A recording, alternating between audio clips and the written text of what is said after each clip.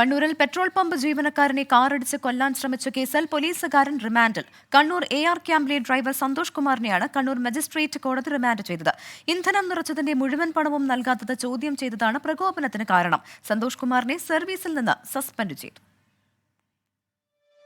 ഇന്നലെ വൈകിട്ടാണ് കണ്ണൂർ ടൗണിലെ NKBT പമ്പിൽ ഞെട്ടിക്കുന്ന അതിക്രമം അരങ്ങേറിയത്.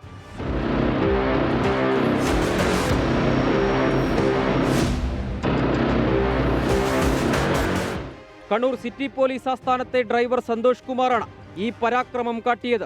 കാറിൽ പെട്രോൾ അടിച്ചതിനു ശേഷം മുഴുവൻ പണവും നൽകാതെ പോലീസുകാരൻ പോകാൻ ശ്രമിച്ചു. പമ്പിലെ ജീവനക്കാരൻ പള്ളിക്കുളം സ്വദേശി അനിൽ ബാക്കി പണം കൂടി നൽകണമെന്ന് ആവശ്യപ്പെട്ടു. ഇതിനു കൂട്ടാക്കാതിരുന്ന പോലീസുകാരൻ ജീവനക്കാരനെ ഇടിച്ചു തെറിപ്പിക്കാൻ ശ്രമിച്ചു. ബോണറ്റിൽ പിടിച്ചിരുന്ന അനിലുമായി ഏറെ ദൂരം അകലെയുള്ള ട്രാഫിക് സ്റ്റേഷൻ വരെ വാഹനമോടിച്ചു.